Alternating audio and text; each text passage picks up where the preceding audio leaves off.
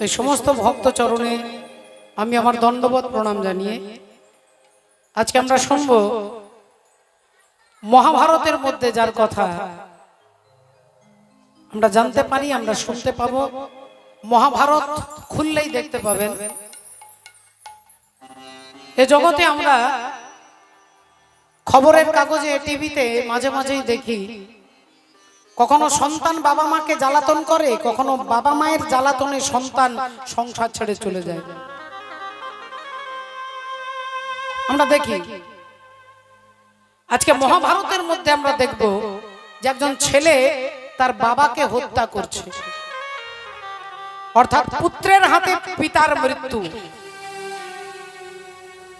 সেই পিতাকে আর সেই পুত্রই বাকে তার তথ্য ইতিহাস আমরা শুনবো আমরা জানবো আমরা ঘটনা আস্বাদন করব যে ছেলের হাতে বাবার মৃত্যু बाबा मारा जाच्छे छेलेर हाथे कि आश्चर्य एर कारण की एर इतिहास की आमरा महाभारत के आश्रय करे आज के जानना चेष्टा करब जे सेई बाबाके आर सेई छेलेई बाके एई पुत्रेर हाथे पितार मृत्यु सुनते गेले आमरा लीलाते प्रवेश करब एकबार सबाई मिले बोलबो बोलो भगवान कृष्णचंद्र की जय बोलो राधा रानी की जय बोलिए भागवत महापुराण की जय अनंत कोटि भक्त वृंद की जय निताई गौर सीतानाथ आनंदे हरि हरि बोल राधे राधे तो चलुन आमरा भजनेर मध्य दिये एकटु भजन राज्ये प्रवेश करब एक राधा एक मीरा दोनों ने शाम को चाहा अंतर क्या दोनों की चाह में बोलो अंतर क्या दोनों की चाह में बोलो एक प्रेम दीवानी एक दरस दीवानी एक प्रेम दीवानी एक दरस दीवानी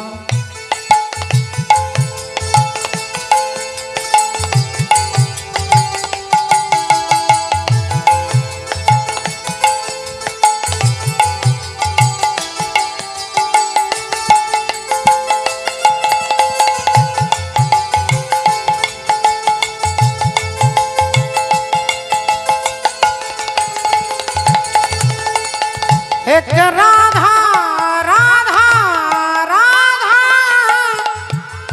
एक राधा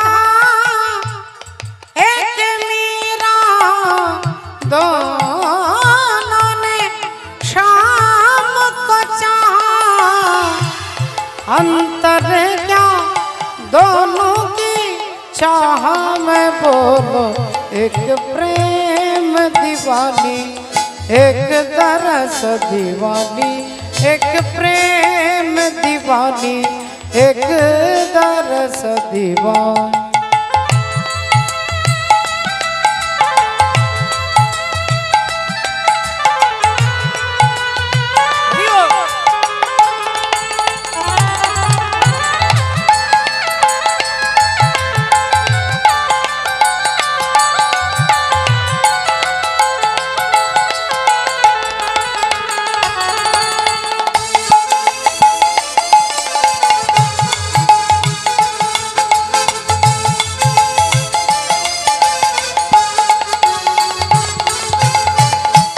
राधा ने मधुबन में ढूंढा और मीरा ने मन में पाया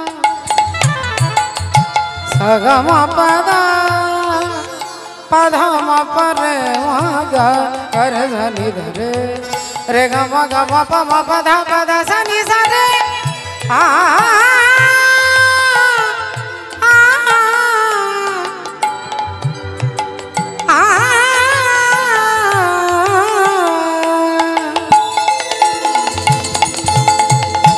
राधा ने मधुबन में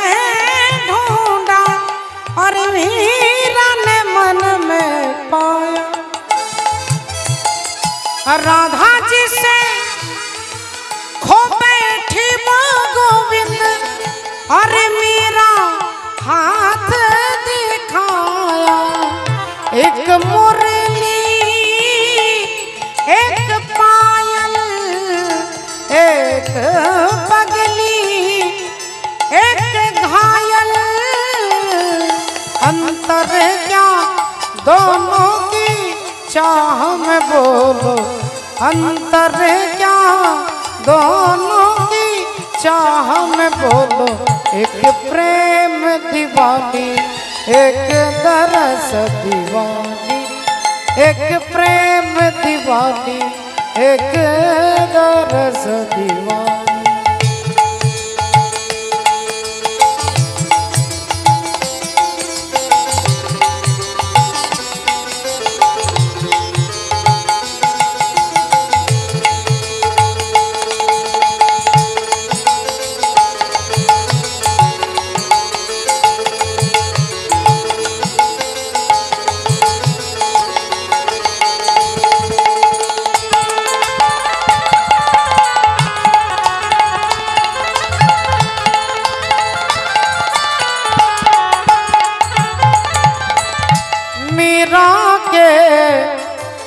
प्रभु गिरधर नागर और राधा के मन मोहन,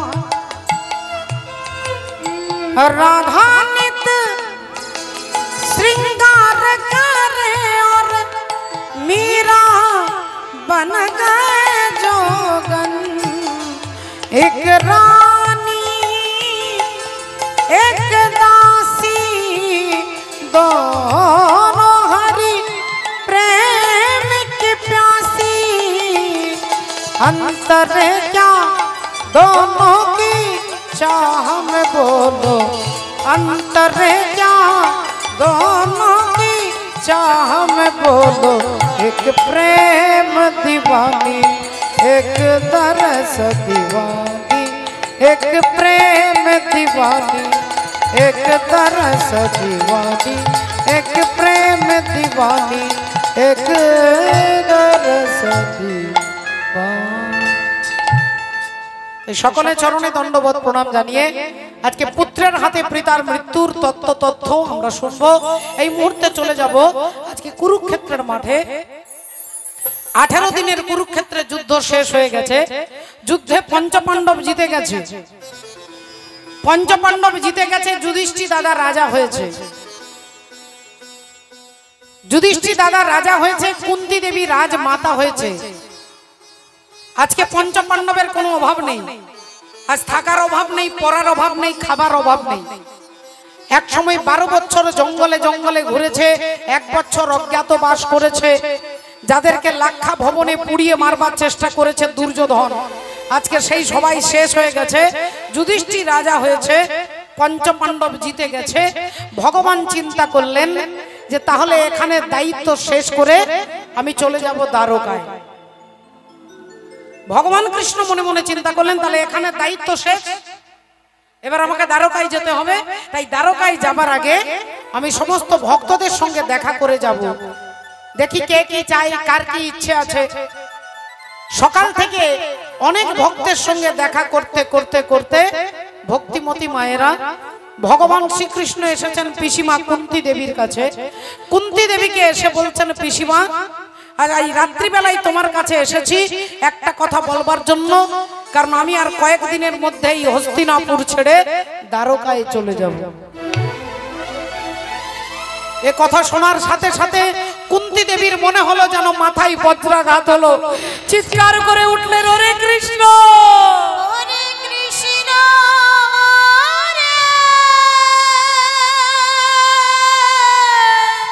ওরে কৃষ্ণ।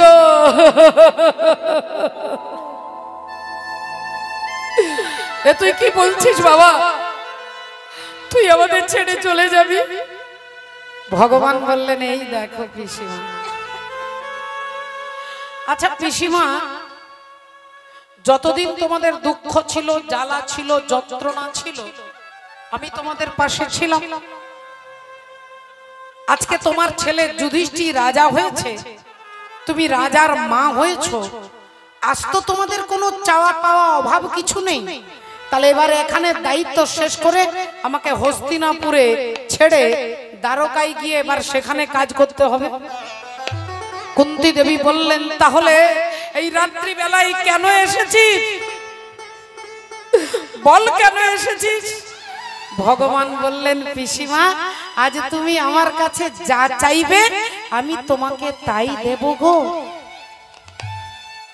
আজ তুমি যা চাইবে তোমাকে তাই দেব। বলো পিসিমা তোমার কি দরকার? পিসিমা কুন্তী দেবী বললেন আমি যা চাইবো তুই আমাকে তাই দিবি বাবা। হ্যাঁ পিসিমা, তোমার চাইতে দেরি হবে, আমার দিতে দেরি হবে না। বলো তুমি কি চাও? কুন্তী দেবী আঁচলটা পেতে বলছে বাবা কৃষ্ণ যদি আমাকে দিতে হয় তবে আঁচল ভরে দুঃখ দে রে, আমায় আঁচলে ভরে আমায় দুঃখ দে রে। ওরে বাবা কৃষ্ণ তুই আমায় আঁচল ভরে দুঃখ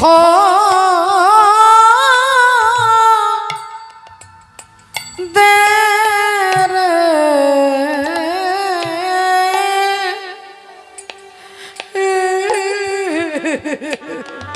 আমায় আঁচলে ভরে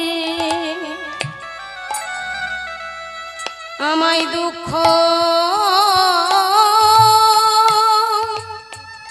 দে রে। আমি আর তো কিছু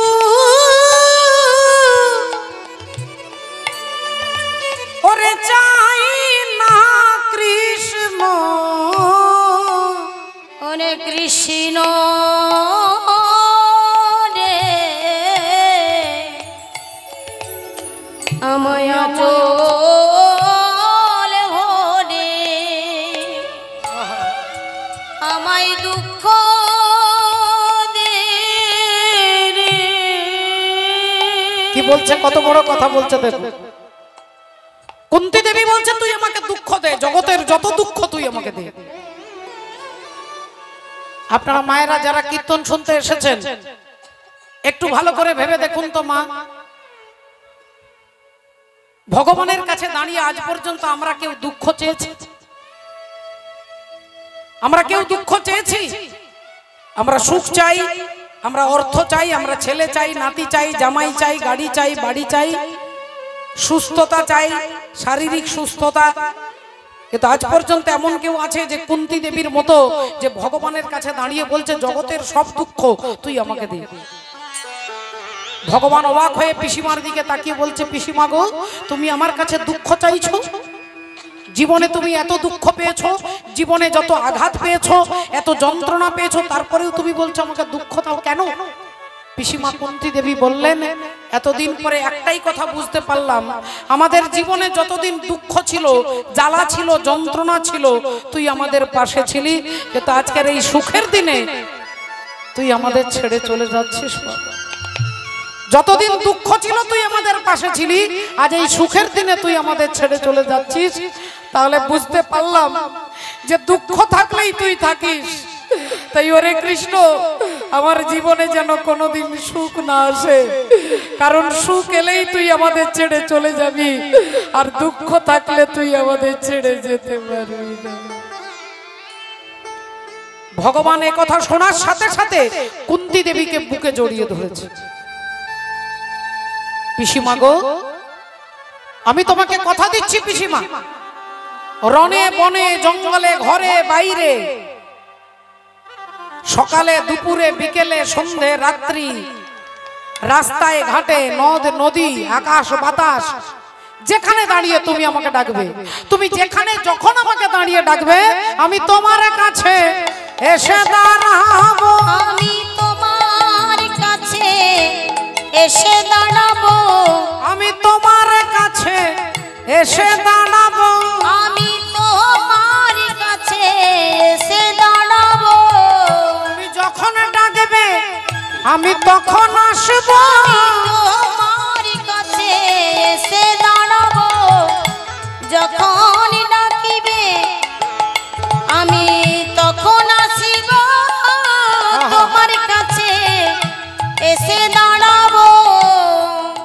যখন ডাকবে তখন আসবো, আমি তোমার কাছে এসে দাঁড়াবো।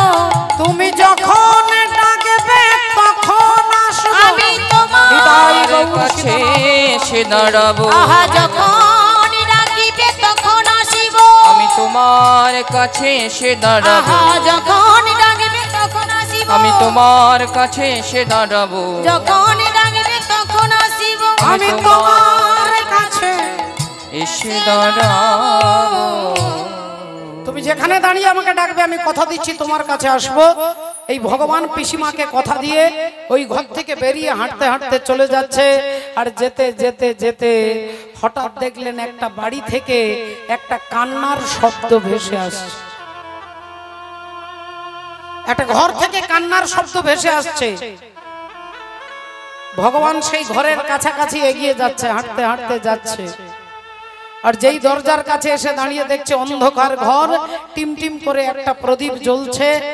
আর সেখানে বসে কাঁদছে কে না, যিনি 100 পুত্রের জননী, যার আজ একটাও ছেলে বেঁচে নেই। মা,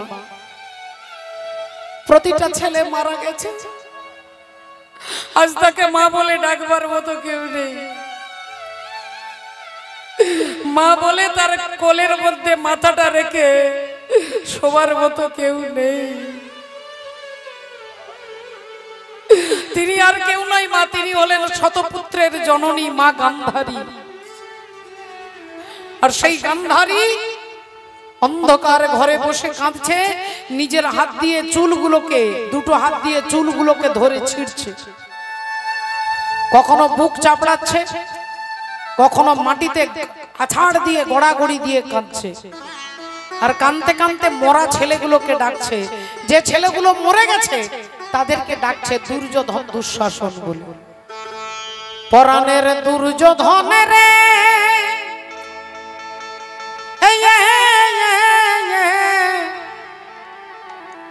ওই আমি কোন দেশে ও যাব তোর লাগিয়া রে। পরাণের দুর্যোধন রে,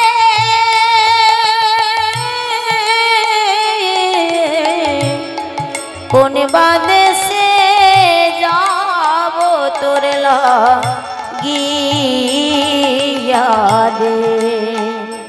পরাণের দুর্যোধন রে,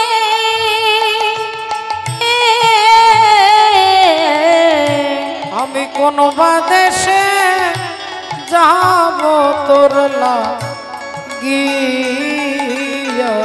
রে। পরাণে ওই আমার দেহে আর প্রাণ রবে না রে। আহায় ধে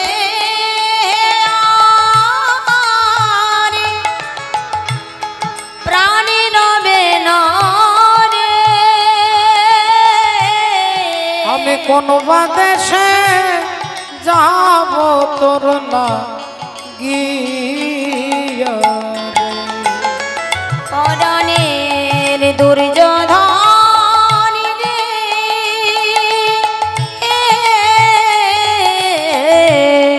কোন দেশ যাব তোর ওরে দুর্যোধন, ওরে দুর্যোধন, একবার ফিরে আয় বাবা, একবার ফিরে আয়, একবার আমার বুকে ফিরে আয় বাবা। দুর্যোধন, ওরে বনের আগুন, বনে যদি আগুন লেগে যায় সবাই দেখতে পায়, কিন্তু আমার মনের ভেতরে যে আগুন লেগেছে এই আগুনটা কেউ দেখতে পায় না রে বাবা। ওরে বনের আগুন সবাই দেখে, মনের আগুন দেখে না। আর যে ফুল শুকায়ে গেছে কেউ মনে রাখে না রে, মনে রাখে না। ওরে বনের আগুন সবাই দেখে, মনের আগুন দেখে না।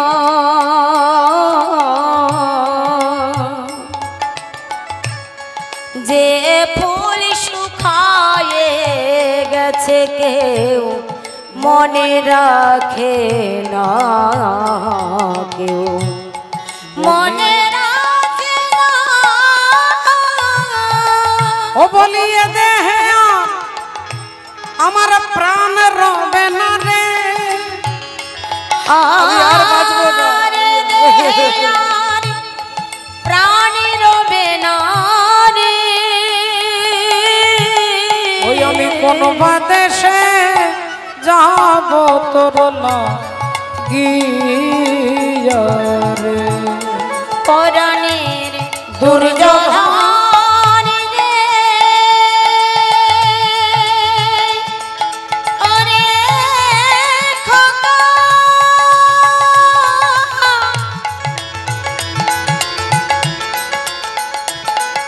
ওরে খোকা। একবার ফিরে মা গান্ধারী অন্ধকার ঘরে বসে মরা ছেলেগুলোকে ডাকছে দুর্যোধন দুঃশাসন বলে। আর হঠাৎ পেছন থেকে ভগবান বলে উঠলেন মা, ও মা। চমকে উঠলেন গান্ধারী। উত্তপ্ত মরুভূমির বুকে এক পশলা বৃষ্টির মতো যার মাতৃ সম্বোধনটা আনন্দে সঞ্চার ঘটালো, সেই গান্ধারী চমকে বলে উঠলেন, কে কে তুমি আমায় মা বলে ডাকলে? কে তুমি? আমি তোমায় দেখতে পাচ্ছি না কেন? আমি তোমাকে দেখতে পাচ্ছি না কেন? তুমি আমাকে মা বলে ডাকলে, তুমি কে?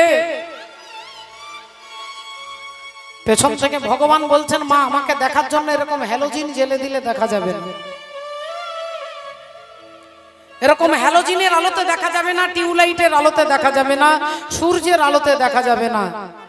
ন তদ্ভায়তে সূর্য ন শশাঙ্ক ন পাবক যদ্গত্বান নিবরতন্তে তদ্ধামং পরমং। সূর্যের আলোতে নয়, টিউবলাইটের আলোতে নয়, হ্যালোজিনের আলোতে নয়, আমাকে দেখতে গেলে যে আলোটার দরকার তার নাম হচ্ছে দিব্য জ্ঞান।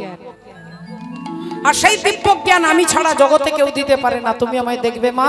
অমনি গান্ধারী তাকিয়ে দেখছে, দেখে ভগবান কৃষ্ণ দাঁড়াইয়ে আছে, দেখে ভগবান কৃষ্ণ দাঁড়াইয়ে আছে, ভগবান কৃষ্ণ দাঁড়াইয়ে আছে। ও যে গান্ধারী চোখের কাছে ভগবান কৃষ্ণ দাঁড়াইয়ে আছে, গান্ধারীর চোখের সামনে ভগবান কৃষ্ণ দাঁড়াইয়ে আছে। দেখে গান্ধারী চোখের কাছে ভগবান কৃষ্ণ দাঁড়াইয়ে আছে, গান্ধারীর চোখের সামনে ভগবান কৃষ্ণ দাঁড়াইয়ে আছে, গান্ধারীর চোখের সামনে ভগবান কৃষ্ণ দাঁড়াইয়ে আছে, গান্ধারীর চোখের কাছে ভগবান কৃষ্ণ দাঁড়াইয়ে আছে, ভগবান কৃষ্ণ দাঁড়াইয়ে আছে। আর যেই ভগবানকে দেখেছেন অমনি গান্ধারী বলে উঠলেন, তুমি সেই কৃষ্ণ। হ্যাঁ, তুমি সেই কৃষ্ণ যে আমাকে মা বলে ডাকবার মতো কাউকে ডাকলি না, যে আমার বংশে বাতি দেওয়ার জন্য কাউকে ডাকলে না, যে আমার বংশটাকে ধ্বংস করে দিয়েছো কৃষ্ণ। তাই সন্তান হারা জননী গান্ধারী আমি, আজ আমি দিলাম তোমাকে অভিশাপ, আজ আমি তোমাকে অভিশাপ দিলাম। আমার বংশে যেমন বাতি দিতে কেউ তুমি রাখলে না, তেমনি একদিন তোমার বংশে বাতি দেওয়ার জন্য কেউ থাকবে না। আমার বংশটাকে তুমি যেমন ধ্বংস করে দিয়েছো, একদিন আমার মতো তোমার বংশ ধ্বংস হয়ে যাবে। ভগবান সচ্চিদানন্দময়, তিনি সর্বদা আনন্দে থাকে। আপনারা বলবেন, এত ভগবানের নাম করি, এত কীর্তন করি, এত হাততালি দিয়ে হরিনাম করি, আমাদের এত দুঃখ কেন? বলে ভগবানের দুঃখটা দেখুন, তার জন্মই হচ্ছে কারাগারে, জেলে, কংসের কারাগারে। ভগবানকে হওয়ার সাথে সাথে তার বাবা মাকে ছেড়ে চলে আসতে হলো কোথায় না যমুনার ওপারে মা নন্দালয়ে। সেখানে এসে কি শান্তি আছে? 6 দিন বয়সে পুতনা রাক্ষসীকে কংস পাঠিয়ে দিল। জীবনের শেষ থেকে শুরু থেকে শেষ পর্যন্ত ভগবানের জীবনে কত দুঃখ। পুতনা, অগাসুর, বকাসুর, শকটাসুর, তারপর নিজের মামা কংস তাকে মারবার জন্য ধনুষ যজ্ঞে পাঠালেন। কত শত্রু, কত লড়াই। তারপরে ভগবানকে বৃন্দাবন ছেড়ে, সবাই বাবা মাকে ছেড়ে, সখা সখীদের ছেড়ে চলে যেতে হলো। মা ভগবানের জীবনে দুঃখ নেই? ভগবান রাম যে আগামী কালকের সিংহাসনে বসবে, কালকে তিনি অযোধ্যার রাজা হবে, আজকেই তাকে 14 বছরের জন্য বনবাসে বেরিয়ে যেতে হলো। ভক্তমণ্ডলী, ভক্তিমতী মায়েরা, যখন জীবনের চলার পথটা একটু একটু আলাদা হয়ে যায়।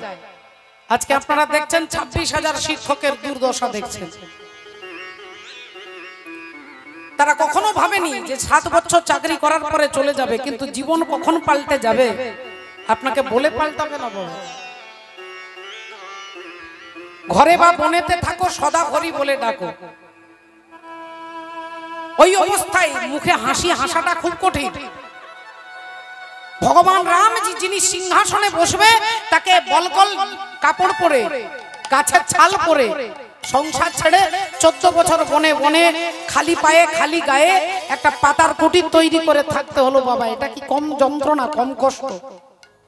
দুঃখ আমাদের সবার আছে। দুঃখ, আমরা দুঃখের সংসারেই থাকি। এই জগৎটাই দুঃখময়। এখানে কেউ সুখী নন। যিনি সুখী মনে করছেন তিনি 2 দিন অপেক্ষা করুন, দুঃখ আপনার পেছনে দাঁড়িয়ে আছে। আর যিনি দুঃখ পাচ্ছেন বলে আপনি অপেক্ষা করুন, সুখ আপনার পেছনে দাঁড়িয়ে আছে। চক্রবৎ পরিবর্তনতে সুখানিচ দুঃখানিচ, চক্রের আকারে ঘুরবে, কখনো সুখ, কখনো দুঃখ, কখনো সুখ, কখনো দুঃখ। এই চাকাটাকে ঘোরাচ্ছে কে? বলে ভবের গাছে বেঁধে দিয়ে মা পাক দিতেছ অবিরত। ভবের গাছে বেঁধে দিয়ে মা পাক দিতেছ অবিরত। ও মা, ভবের গাছে বেঁধে দিয়ে মা পাক দিতেছ অবিরত। ভবের গাছে বেঁধে দিয়ে মা পাক দিতেছ অবিরত। বলো মা, কি দোষে করিলে আমায় 6টা কুলুর অনুগত?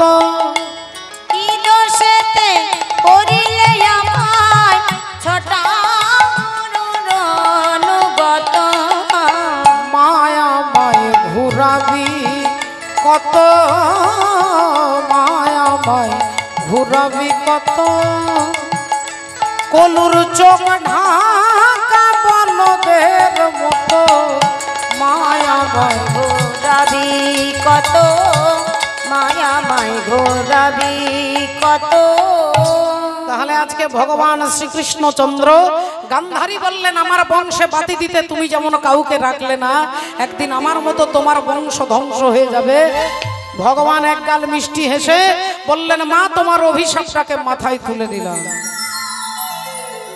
তোমার অভিশাপ আমি মাথায় তুলে নিলাম। এখন আমি আসি মা। বিদায় নিয়ে, অভিশাপ মাথায় নিয়ে ভগবান হাঁটতে হাঁটতে আসছেন রাত্রিবেলা। এদিক থেকে ভগবান হেঁটে হেঁটে আসছেন, এদিক থেকে অর্জুন আজকে ভগবানের সঙ্গে দেখা করতে যাচ্ছে। অর্জুন যাচ্ছেন ভগবানের সঙ্গে দেখা করতে। রাধে রাধে। রাস্তার মাঝখানে দুজনের দেখা হয়ে গেল। অর্জুন ভগবানের দিকে তাকিয়ে বললেন, কি ব্যাপার, তোমার নীল পদ্মের মতো বদন আজকে শুকিয়ে গেছে কেন? মুখটা শুকিয়ে গেছে কেন? ছোট হয়ে গেছে কেন মুখটা? কি হয়েছে কৃষ্ণ? ভগবান বললেন, তেমন কিছু হয়নি, তোমার জেঠিমা আমাকে অভিশাপ দিয়েছে। অর্জুন বললেন, আমার জেঠিমা মানে গান্ধারী? বললেন, হ্যাঁ, তোমার জেঠিমা গান্ধারী আমাকে অভিশাপ দিয়েছে। কি অভিশাপ দিয়েছে? ভগবান বলছে, কি অভিশাপ দিয়েছে জানো? আমার বংশ নাকি ধ্বংস হবে।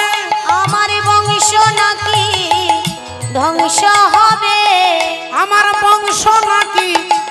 ধ্বংস হবে, আমার বংশ নাকি ধ্বংস হবে।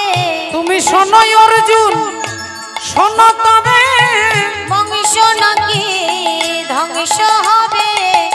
শোনো অর্জুন শোনো তবে, বংশ নাকি ধ্বংস হবে। আমার বংশ নাকি ধ্বংস হয়ে যাবে। আচ্ছা মা, আপনি যদি পাশের বাড়ি, রাধে রাধে, হরি বল, হরে কৃষ্ণ, জয় রাধে। ও বাবা, আপনি যদি একটা দুঃখ আপনার পাশের বাড়ির দিদিকে বলেন, পাশের বাড়ির দিদি যদি হাসে, আপনার মনে ব্যথা লাগবে না যে আমি এত বড় একটা দুঃখের কথা বললাম? ভগবান বলছে তোমার জেঠিমা আমাকে অভিশাপ দিয়েছে, আমার বংশ নাকি ধ্বংস হয়ে যাবে। এই কথা বলার সাথে সাথে অর্জুন খিলখিল করে হাসছে। অর্জুন খিলখিল করে হাসছেন। ভগবান বললেন, অর্জুন তুমি হাসছো কেন? তোমার হাসার কারণটা কি? অর্জুন বললেন, কৃষ্ণ একটা কথা তোমাকে বলে দিচ্ছি, অভিশাপ কখনো সত্যি হয় না, মাঝে মাঝে মিথ্যেও হয়। অভিশাপ সবসময় সত্যি হয় না, মাঝে মাঝে মিথ্যে হয়। ভগবান বললেন তার মানে? অর্জুন বলছেন, শোনো কৃষ্ণ, যখন কুরুক্ষেত্রের মাঠে আমি ভীষ্মদেবকে সরসজ্জায় শুইয়ে রেখেছিলাম, সর মানে তীর, সজ্জা মানে বিছানা, তীরের বিছানায় ভীষ্মদেব শুয়ে আছে, যন্ত্রণায় ছটফট করছে, আর তারই মাথার কাছে দাঁড়িয়ে আছে ভীষ্মের জননী পতিত পাবনী মা গঙ্গা দেবী। পতিত পাবনী মা গঙ্গা অর্জুনকে বললেন, ওরে অর্জুন, তুই আমার চোখের সামনে আমার ছেলেকে মেরেছিস, আমার কাছে আমার চোখের সামনে আমার ছেলের এই দুর্গতি করেছিস। আমি গঙ্গা হয়ে তোকে অভিশাপ দিচ্ছি, একদিন তোর ছেলের হাতে তুই মরবি, একদিন তোর ছেলের হাতে তুই মরবি, আমি তোকে অভিশাপ দিলাম। সেই ঘটনাটাই অর্জুন ভগবানকে বলছে যে মা গঙ্গা দেবীও তো আমাকে অভিশাপ দিয়েছিল যে আমি নাকি আমার ছেলের হাতে মরবো, তা আমার ছেলেরাই কেউ বেঁচে নেই, সব হরিবোল হয়ে গেছে। আমার ছেলে অভিমন্যু মারা গেছে, আমার ছেলে শ্রুতকীর্তি মারা গেছে, আমার ছেলে ইরাবণ মারা গেছে, তাহলে আমার ছেলে বলতেই কেউ নেই, তাহলে আমি ছেলের হাতে মরবো কি করে? তাহলে গঙ্গা দেবীর দেওয়াটা অভিশাপটা মিথ্যে নয়? ভগবান বললেন, আচ্ছা আচ্ছা আচ্ছা আচ্ছা, তাহলে অন্যান্য কাজ পরে করব, আগে তোমার অহংকারটাকেই চূর্ণ করব, আগে তোমার অহংকারটাকেই চূর্ণ করব। ভগবান প্রতিজ্ঞা করলেন মনে মনে যে অর্জুনের দর্পটাকে চূর্ণ করতে হবে। তাই ভগবান কথাটা ঘুরিয়ে দিলেন, আর কথাটা ঘুরিয়ে বলছে, আচ্ছা আচ্ছা অর্জুন, এসব কথা বাদ দাও, এসব ছেড়ে দাও, এসব বাদ দাও, তুমি আমাকে বলো, তোমার দাদা যুধিষ্ঠির যে অশ্বমেধ যজ্ঞ করছে, যুধিষ্ঠির মহারাজ যে অশ্বমেধ যজ্ঞ করছে, সেই যজ্ঞের ঘোড়াটা, মায়েরা দেখুন অশ্বমেধ যজ্ঞ ব্যাপারটা কি রকম। ধরুন এই মেদিনীপুরের রাজা, মনে করুন মেদিনীপুরের রাজা অশ্বমেধ যজ্ঞ করছে, যজ্ঞ করে ঘোড়াটাকে ছেড়ে দেবে, ঘোড়াটা ছুটতে ছুটতে ছুটতে ছুটতে মেদিনীপুর জেলার পরে হাওড়া জেলা যাবে। হাওড়া জেলার রাজা যদি ঘোড়াটাকে ধরে, তাহলে পঞ্চ পাণ্ডবের সঙ্গে যুদ্ধ করতে হবে, আর যদি ঘোড়াটাকে না ধরে, তাহলে হাওড়া জেলাটা মেদিনীপুর রাজার হয়ে যাবে। সেই ঘোড়া ছুটতে ছুটতে দক্ষিণ 24 পরগনা যাবে, দক্ষিণ 24 পরগনার রাজা যদি ঘোড়াটাকে ধরে, তাহলে পঞ্চ পাণ্ডবের সঙ্গে যুদ্ধ করতে হবে, আর যদি ঘোড়াটাকে ভয়ে না ধরে, তাহলে দক্ষিণ 24 পরগনাটা মেদিনীপুর জেলার রাজার হয়ে যাবে। তাহলে যুধিষ্ঠির অশ্বমেধ যজ্ঞ করছে, অশ্বমেধ যজ্ঞের ঘোড়াটাকে যজ্ঞ করে ছেড়ে দিয়েছে, আর সেই অশ্বমেধ যজ্ঞের ঘোড়া ভয়ে কেউ ধরছে না। ভয়ে কেউ ধরছে না কেন? বলে ঘোড়াটাকে ধরলেই পঞ্চ পাণ্ডবের সঙ্গে যুদ্ধ করতে হবে, আর আমরা যুদ্ধে পারবো না, হেরে যাব, তাই ভয়ে ঘোড়াটাকে কেউ ধরছে না। আর সেই ঘোড়াটা ছুটতে ছুটতে ছুটতে কোন রাজ্যে প্রবেশ করেছে? না মণিপুর রাজ্যে প্রবেশ করেছে। মণিপুর রাজ্যে ঘোড়াটা প্রবেশ করেছে। মণিপুরে ছিল রাজা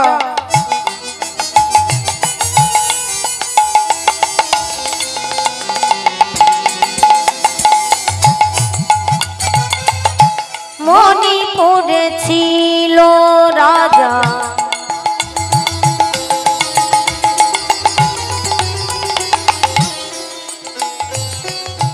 ওগো বব্রু বাহন না বব্রু বাহন না বব্রু বাহন না মনি পড়েছিল রাজা বব্রু বাহনে না বব্রু বাহনে নামে বব্রু বাহন নামে আর ধর্মে কর্মে ছিল মতি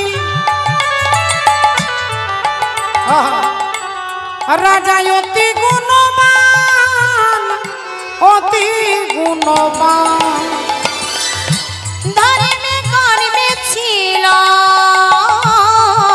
মতি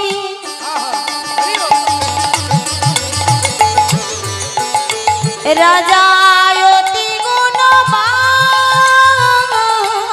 অতি গুণবান এ মণিপুরে ছিল রাজা বব্রু বাহন না বব্রু বাহন না বব্রু বাহন না এ মণিপুরে ছিল রাজা বব্রু বাহনে নামে বব্রু বাহনে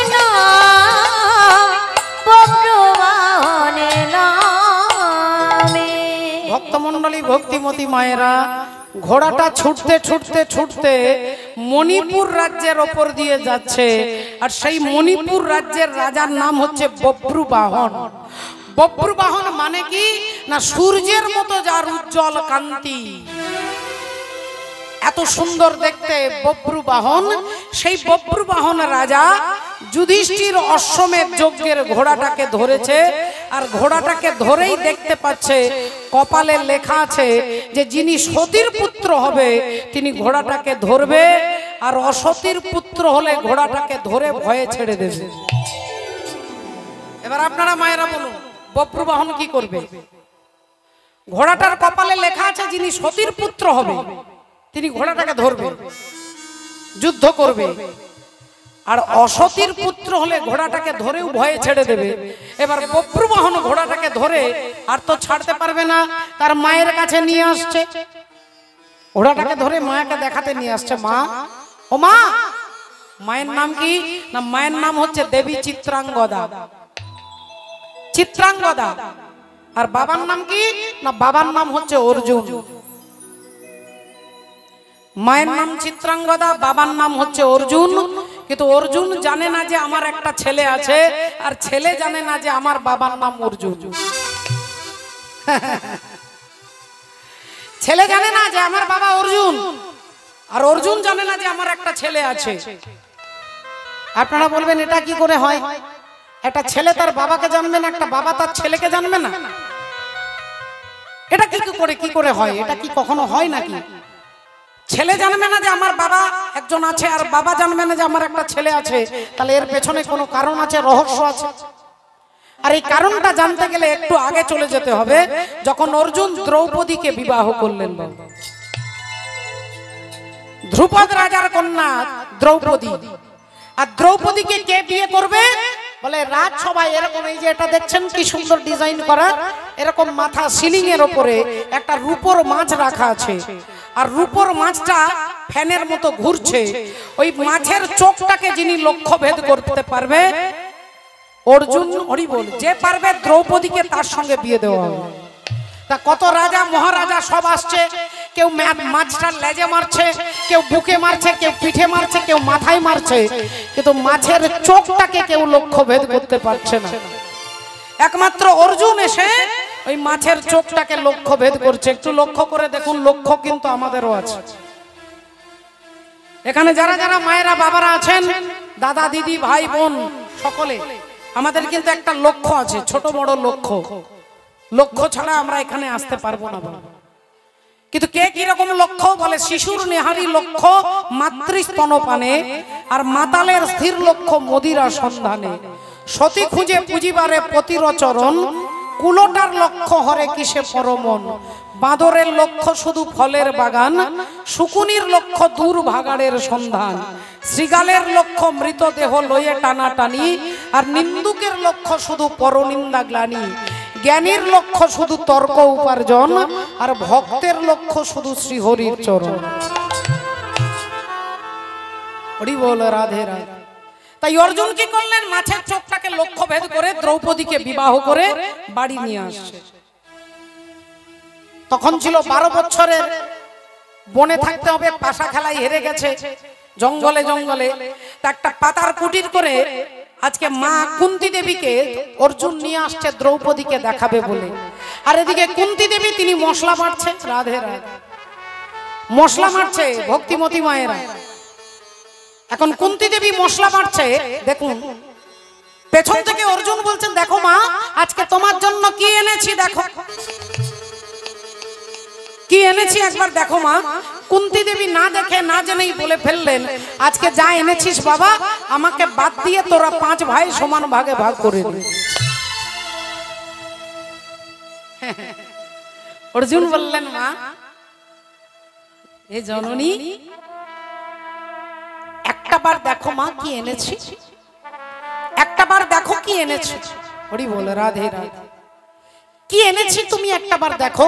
সঙ্গে সঙ্গে কুন্তী দেবী বললেন, আরে বাবা আমি তো বললাম আমার শরীরটা ভালো নয়, যা এনেছিস 5 জনে মিলে ভাগ করে নে। অর্জুন বললেন, মা 2 বার হয়ে গেছে, আর একবার বলবো, আর একবার বলবো মা। তোমাকে আমি অনুরোধ করে বলছি মা একবার তাকাও, একবার দেখো। কুন্তী দেবী বললেন, দেখবো না দেখবো না দেখবো না, যা এনেছিস 5 জনে মিলে সমান ভাগে ভাগ করে নে।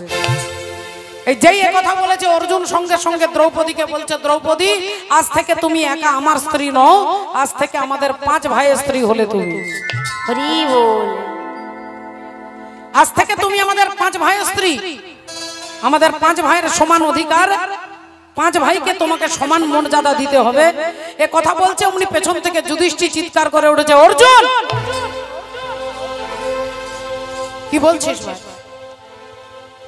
এটা কখনো হতে পারে?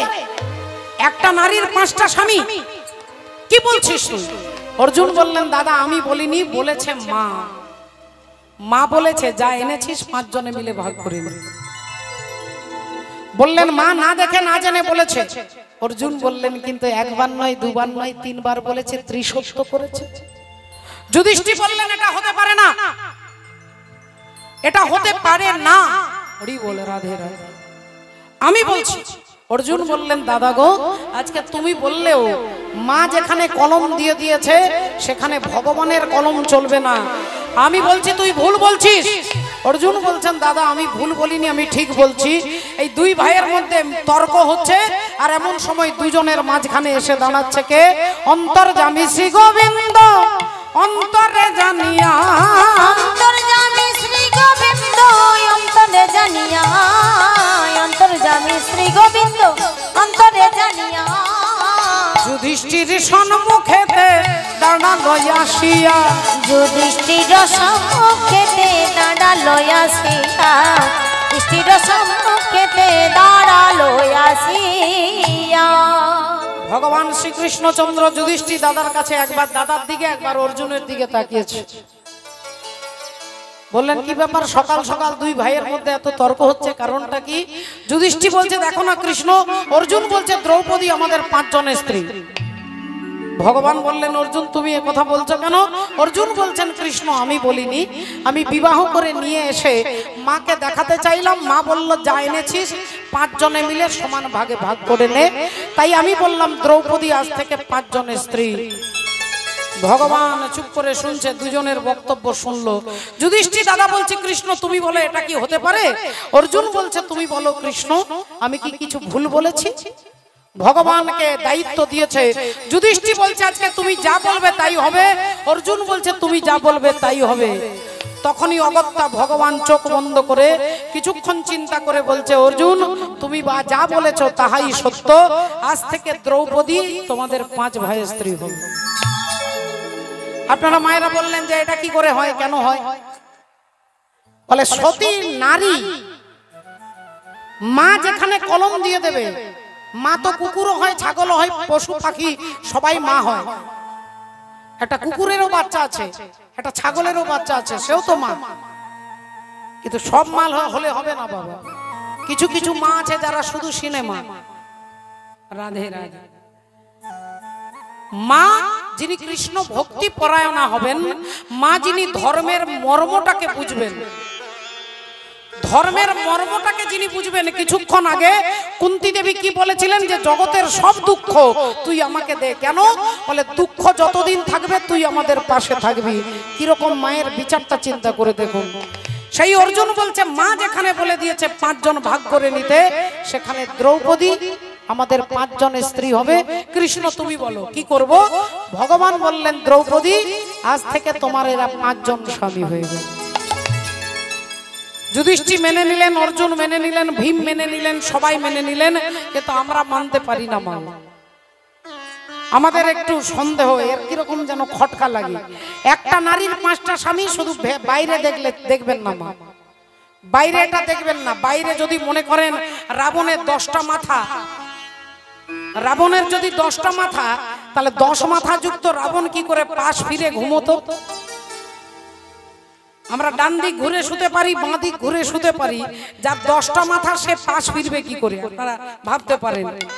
কিন্তু এটা বাইরের দৃষ্টিতে দেখবেন না, 10টা মাথা কি না 10টা বুদ্ধিমান মানুষের যত বুদ্ধি, রাবণের বুদ্ধি ছিল সেই রকম। 10টা ইন্দ্রিয় হচ্ছে দশানন রাবণ। 10টা ইন্দ্রিয়ের পেছনে যিনি ছুটে, সেটা হচ্ছে দশমুখ রাবণ। তাহলে পঞ্চপাণ্ডব 5টা স্বামী দ্রৌপদী, আপনি বাইরের দৃষ্টিভঙ্গিতে দেখলে হবে না।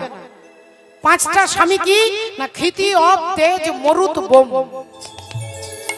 ক্ষিতি অব তেজ মরুত বোম, এই পঞ্চভৌতিক এই দেহটা হচ্ছে 5টা স্বামী।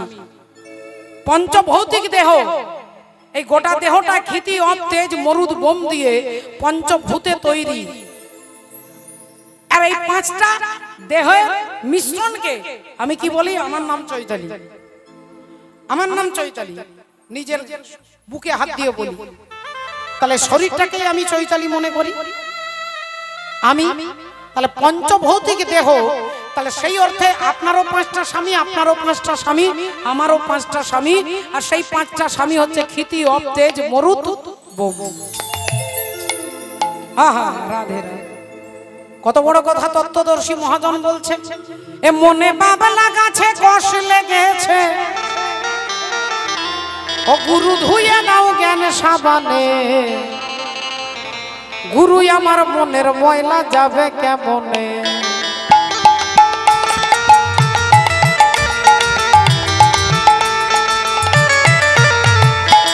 ধনী হরি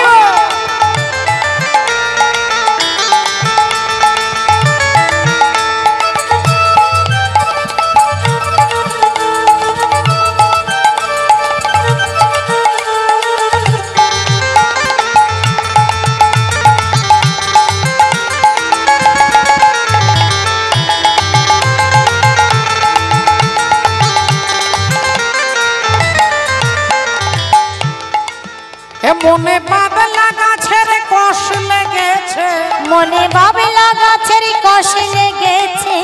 গুরু ধুয়ে নাও জ্ঞান সাবান। গুরু আমার মনের ময়লা যাবে কেমন? গুরু আমার মনের ময়লা যাবে কেমন?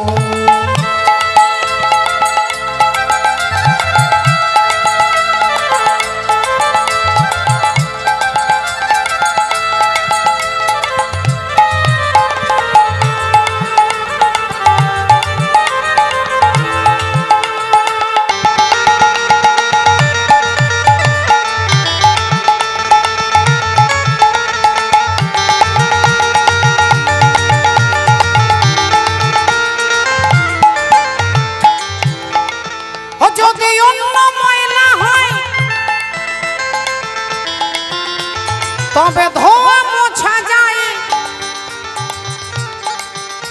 আর মনের ময়লা বড় ময়লা ধোয়া নাহি যায়। মনের ময়লা বড় ময়লা ধোয়া নাহি যায়, মনের ময়লা বড় ময়লা ধোয়া নাহি যায়।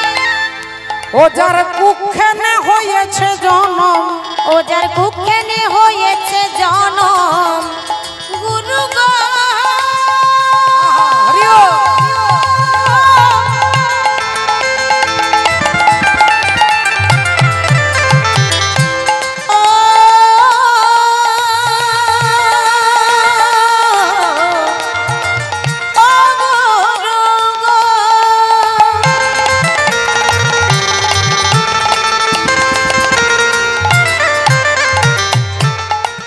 ও যার কুক্ষেনে হয়েছে জনম, ও যার কুক্ষেনে হয়েছে জনম, ও কথা কই কই সে তো শোনে না।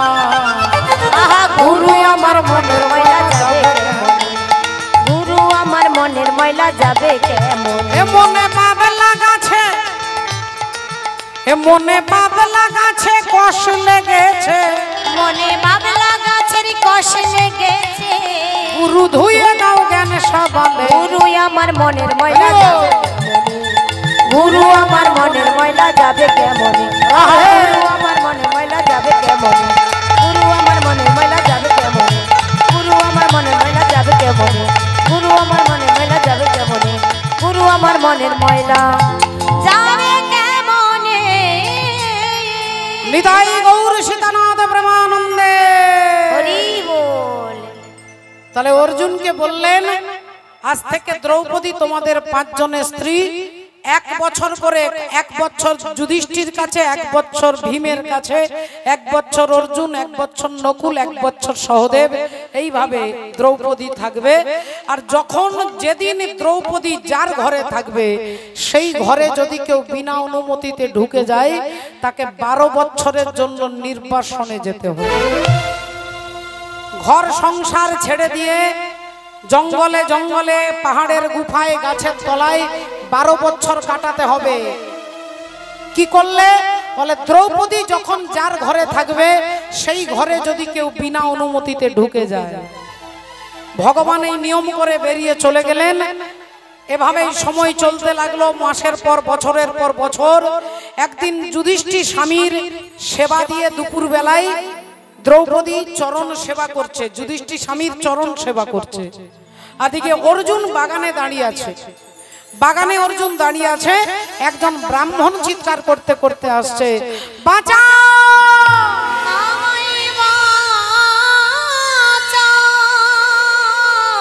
বাঁচাও বাঁচাও, অর্জুন আমায় বাঁচাও, আমায় বাঁচাও।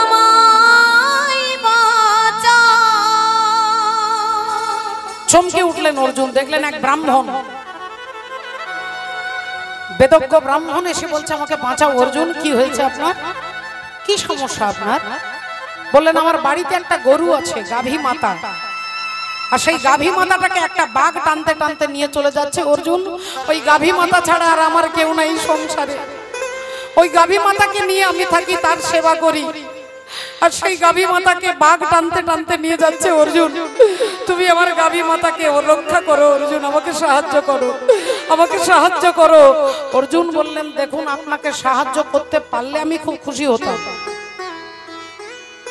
আপনার সাহায্য করতে পারলে খুশি হতাম, কিন্তু আমি আপনার সাহায্য করতে পারবো না। কেন? বলে বাঘটাকে মারতে গেলে যে তীর ধনুকের দরকার, যে তীর ধনুক দরকার, সেই তীর ধনুকটা আছে এখন ওই ঘরে, যে ঘরে যুধিষ্ঠির আর দ্রৌপদী বসে আছে, ওই ঘরে আমার গান্ডীব ধনুকটা রয়ে গেছে, সেই ঘরে যুধিষ্ঠির আর দ্রৌপদী বসে আছে। এখন ওই ঘর যদি আমি ঢুকে যাই আমাকে 12 বছরের জন্য সংসার ছেড়ে চলে যেতে হবে। ব্রাহ্মণ বললেন তাহলে তুমি তোমার স্বার্থের জন্য আমাকে সাহায্য করবে না, তোমার স্বার্থের জন্য তুমি আমাকে সাহায্য করবে না, শুধুমাত্র তুমি সুখী হবে তার জন্য একটা গাভী মাতাকে রক্ষা করার দায়িত্ব কি তোমার নয়? তুমি ক্ষত্রিয় জাতি, ক্ষত্রিয়ের ধর্মই হচ্ছে অনাশ্রয় ব্যক্তিকে আশ্রয় দেওয়া, কোন দুঃখী ব্যক্তিকে সাহায্য করা। তাহলে তুমি আমাকে সাহায্য করবে না? যেই কথা বলেছে অর্জুন বলছে আপনি একটু দাঁড়ান, একটু দাঁড়ান, আমি এক্ষুনি ব্যবস্থা করছি। এই বলে কোনো কথা না বলে ওই যুধিষ্ঠির আর দ্রৌপদীর ঘরের ভেতরে ঢুকে গান্ডীব ধনুকটাকে নিয়ে বাঘটাকে হত্যা করে আর গাভী মাতাকে ব্রাহ্মণকে ফিরিয়ে দিল। গাভী মাতাকে ব্রাহ্মণকে ফিরিয়ে দিলেন। ব্রাহ্মণ আশীর্বাদ করে চলে গেলেন। আর অর্জুন দেখলেন তাহলে আমি আবার নিয়ম লঙ্ঘন করেছি, আমি বাড়ির ভেতরে ঢুকেছি না অনুমতি নিয়ে, তাহলে আমাকে 12 বছরের নির্বাসন যেতে হবে। তাই অর্জুন হাত জোড় করে সবার কাছে দাঁড়িয়েছে, বিদায়, আমি চলে যাই, আমি চলে যাই, আমি চলে যাই। ও মা জননী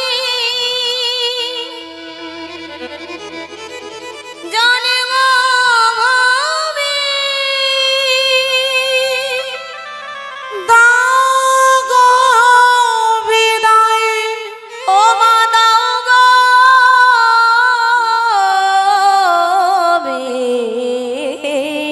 বিদায়, আমি চলে যাই। বিদায় দাদা, বিদায় জননী, আমি চললাম। যুধিষ্ঠির দাদা বললেন, অর্জুন তুই যাস না ভাই, তুই যাস না, তোর কোনো দোষ নেই, তুই কোনো অন্যায় করিসনি, একটা গাভী মাতাকে রক্ষা করবার জন্য তুই এই ঘরে ঢুকেছিস, তুই 12 বছরের নির্বাসনে যাস না ভাই, তোর কোনো দোষ নেই, আমি বলছি তুই যাস না। অর্জুন বললেন, দাদা গো, নিয়ম যারা তৈরি করে তারাই যদি নিয়ম ভঙ্গ করে তাহলে দেশের কল্যাণ হবে কি করে? যারা দেশের রক্ষক তারাই যদি ভক্ষক হয় তাহলে জনগণের উন্নতি হবে কি করে দাদা? শুধু আমি আমার দিকটা তো দেখলে হবে না, ভগবান শ্রীকৃষ্ণের নিয়মটাকে লঙ্ঘন করার ক্ষমতা তোমারও নেই আমারও নেই। তাই আমাকে বিদায় দাও দাদা, 12 বছর পরে আবার তোমার সঙ্গে দেখা হবে। এই বলে অর্জুন আজকে হাসতে হাসতে সংসার ছেড়ে চলে যাচ্ছে। ভক্তমণ্ডলী, ভক্তিমতী মায়েরা, একটু ভালো করে লক্ষ্য করলে আপনারা বুঝতে পারবেন আমরা যে দুঃখ পাচ্ছি, যন্ত্রণা পাচ্ছি, মনের মধ্যে কষ্ট পাচ্ছি, এর মূল কারণটা কি না? কারণটা হচ্ছে আমাদের কর্ম। মূল কারণটা হচ্ছে আমাদের কর্ম। যখনই আমরা কর্ম গন্ডগোল করি এটা আমরা বুঝতে পারি না। ভগবানকে বলি, তুমি কি কানা? তুমি কি দেখতে পাও না? তুমি কি দেখতে পাও না? তুমি কি অন্ধ? মাননীয় ভক্তমণ্ডলী, ভক্তিমতী মায়েরা, অর্জুন আজকে হাসতে হাসতে চলে যাচ্ছেন 12 বছরের নির্বাসনে, ভগবানের নাম গাইতে গাইতে, ভগবানের নাম করতে করতে যাচ্ছে। আজ চলিতে চলিতে পথে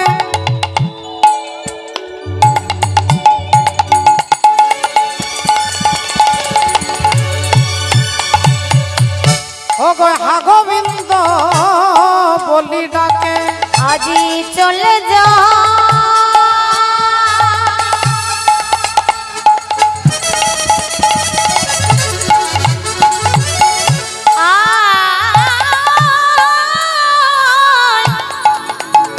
চলে যা,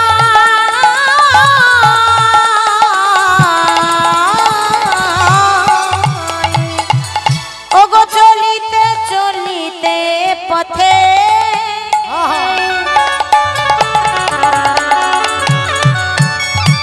ওগো হা গোবিন্দ বলি ডাকে, বলি কথা তুমি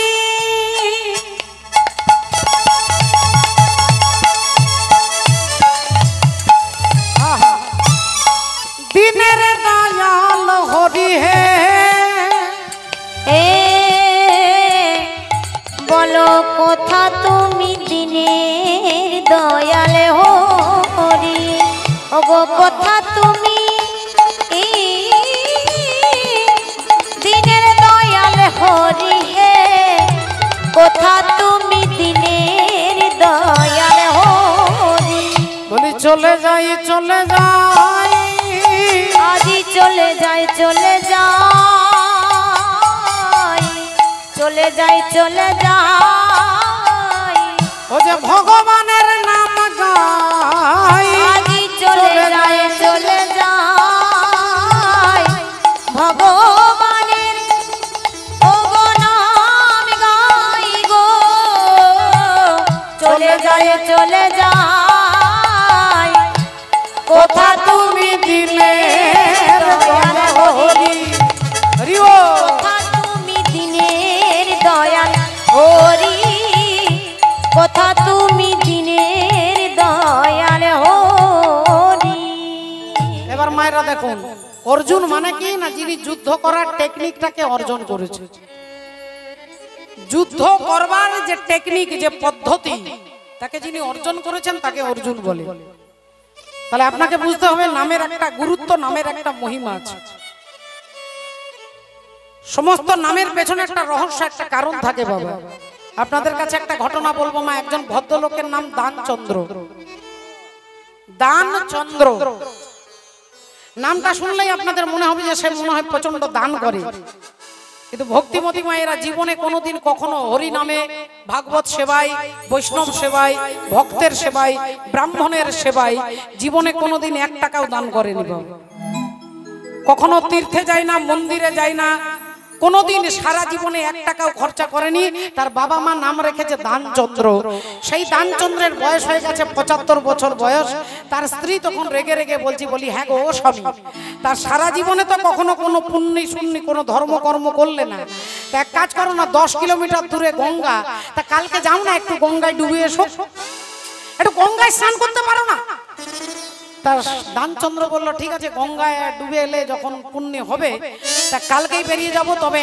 পায়ে হেঁটে যাব কেন বলে টোটো ভাড়া করলে টাকা পয়সা দিতে হবে টোটোর ভাড়া দিতে হবে তা খালি পায়ে বেরোচ্ছে বলে খালি পায়ে যাচ্ছ কেন বলে 10-20 কিলোমিটার হাঁটলে জুতো ক্ষয়ে যাবে তার থেকে হেঁটে হেঁটে যাবে এখন হেঁটে হেঁটে রাত্রিবেলায় বেরিয়ে পড়েছে মা 10 কিলোমিটার হেঁটে চলে গেছে এবার গঙ্গার ঘাটে দেখবেন অনেক সময় অনেক ব্রাহ্মণ থাকেন গঙ্গাকে পুজো করাবে আপনি গঙ্গায় স্নান করতে গেলে আপনাকে আচমন করাবে পুজো করাবে তারপরে তাকে বিনিময়ে কিছু দক্ষিণা দিতে হয় এভাবেই তো তাদের জীবিকা চলে তা দক্ষিণা দিতে হয় এখন দানচন্দ্র ভাবছে এমন একটা ঘাটে স্নান করব যে ঘাটে কোনো ব্রাহ্মণ নেই যে ঘাটে কোনো ব্রাহ্মণ নেই এখন সেই ঘাট খুঁজতে খুঁজতে যেখানে মরা পড়াই সেই মুর্দা ঘাটে চলে এসেছে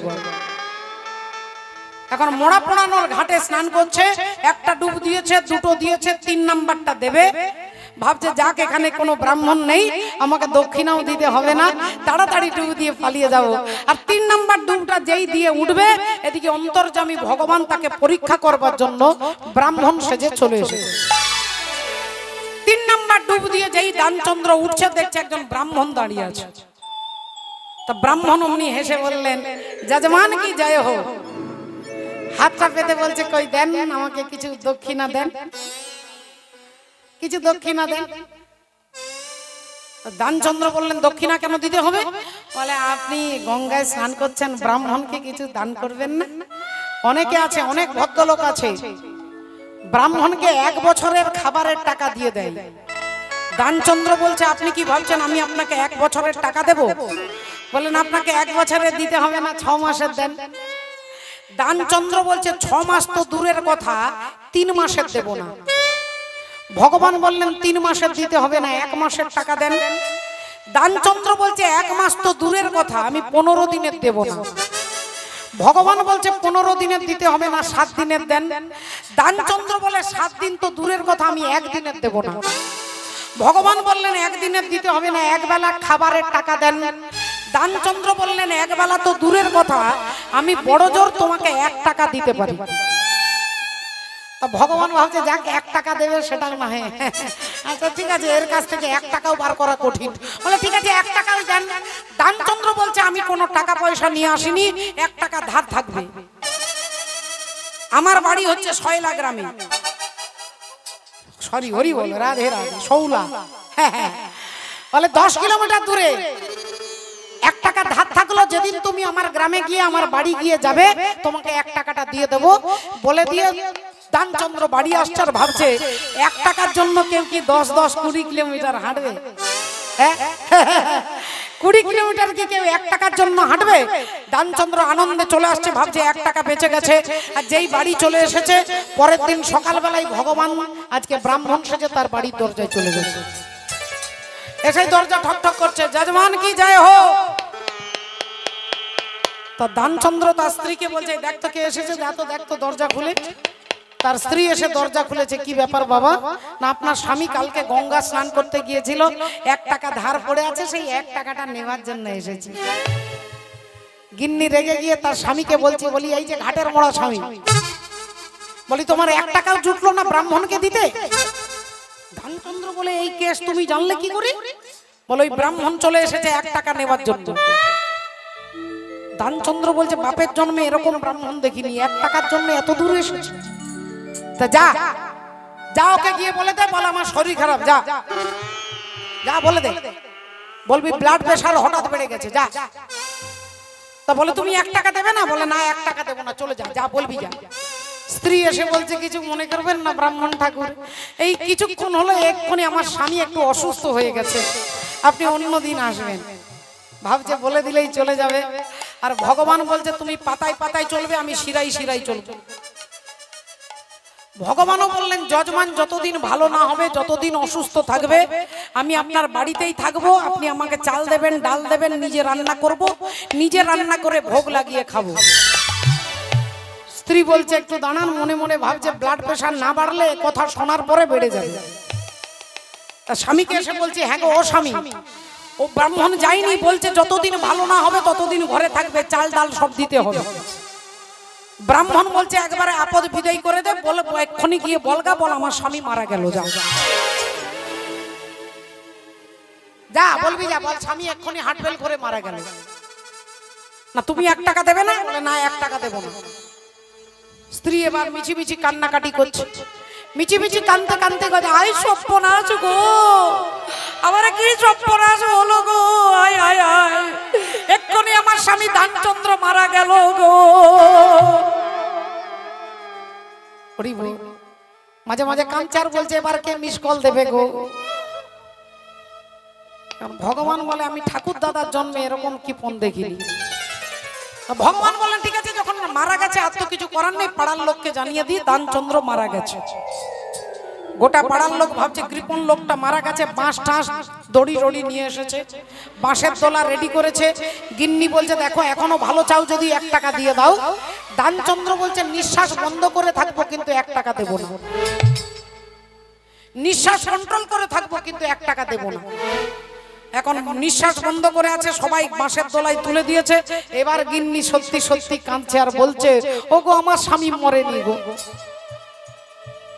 এবার দেখবেন যার বাড়িতে মারা গেছে, দেখবেন অনেকে বলে, ও গো আমার স্বামী মরেনি গো, মরেনি গো, আমার বাবা মরেনি গো। পাড়ার লোকে বলে, আর দিদি কি করবি দিদি, সারা জীবন কি কেউ থাকে দিদি? কাঁদিনি কাঁদিনি দিদি, কাঁদিনি। আরে সত্যি বলছে, আমার স্বামী মারা যায়নি। আর এরা সবাই বলছে, তুই কাঁদিস না দিদি, সারা জীবন তো কেউ বাঁচে না। এখন দানচন্দ্রকে কাঁধের উপরে তুলে নিয়ে যাচ্ছে, দানচন্দ্র নিঃশ্বাস বন্ধ করে রেখেছে। মাঝে মাঝে নিঃশ্বাস নিচ্ছে যখন কেউ দেখছে না, আর নিঃশ্বাস বন্ধ করে নিচ্ছে। ভগবানও পেছনে পেছনে যাচ্ছে, দেখি বেটা তুমি কত দূর যেতে পারো। শ্মশানে চলে এসেছে, চিতা সাজিয়ে দিয়েছে, চিতার উপরে এবার দানচন্দ্রের দেহটাকে তুলে দিয়েছে। আর তুলে দিয়েছে তখনও পর্যন্ত নিঃশ্বাস বন্ধ করে আছে, 1 টাকা দেবে না। এইবার যখন মাচিসটা জ্বালতে যাবে, ভগবান বলছে, একটু দাঁড়াও। ভগবান এসে কানে কানে বলছে, দানচন্দ্র, আমি বৈকুণ্ঠের শ্রী হরি, তোমার কৃপণতায় তুষ্ট হয়ে আমি তোমার মতো কৃপণ ব্যক্তিকে দেখা করতে এসেছি। আমি গোলকের শ্রী হরি, তুমি আমার কাছে বলো কি চাও, বলো তুমি আমার কাছে কি চাও।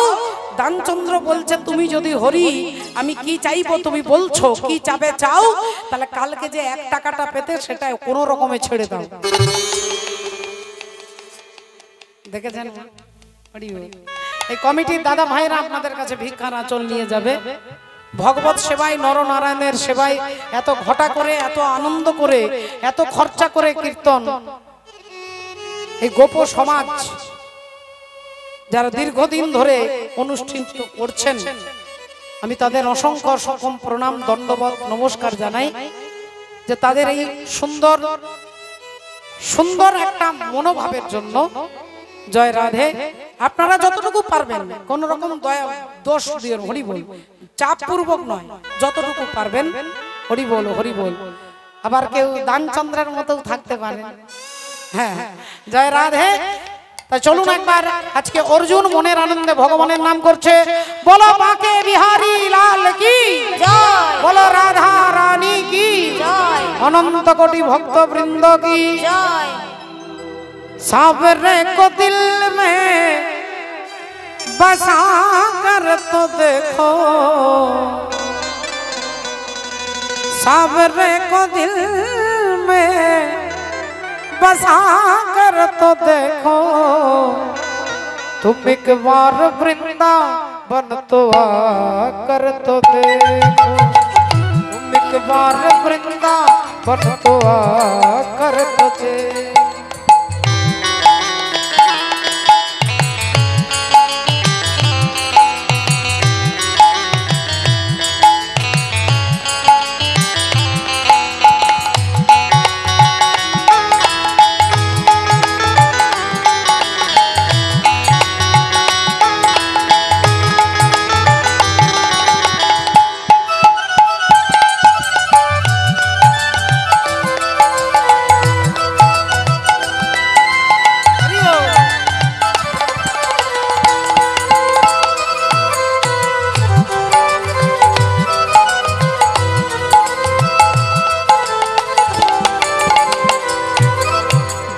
बिहारी बड़ा ही दिलदार, सदा लुटाते हैं कृपा पे भंडार।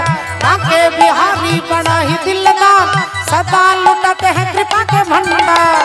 सबरे को दिल में बसा कर तो देखो, सबरे को दिल में बसा कर तो देखो, तुम एक बार वृंदावन तो आकर तो देखो, के बारे वृंदावन में आकर के देखो।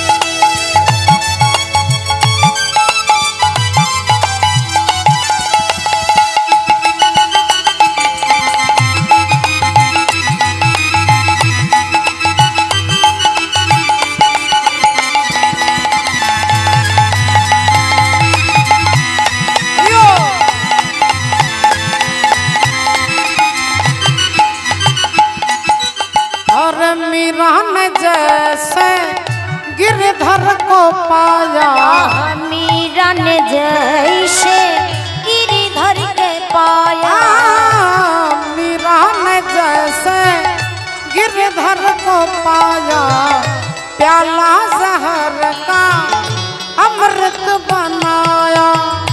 मीरा ने जैसे गिरधर के पाया, प्याला ने जैसे बनाया।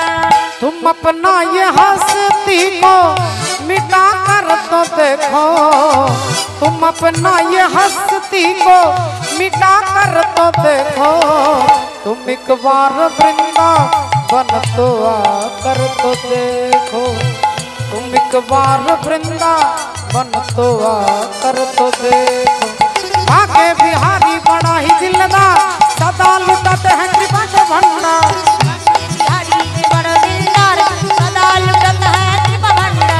आके बिहारी बड़ा ही दिलदार, सदा लुटाते हैं कृपा के भंडार। बिहारी सदा दिलदार, सदा लुटाते हैं कृपा भंडार।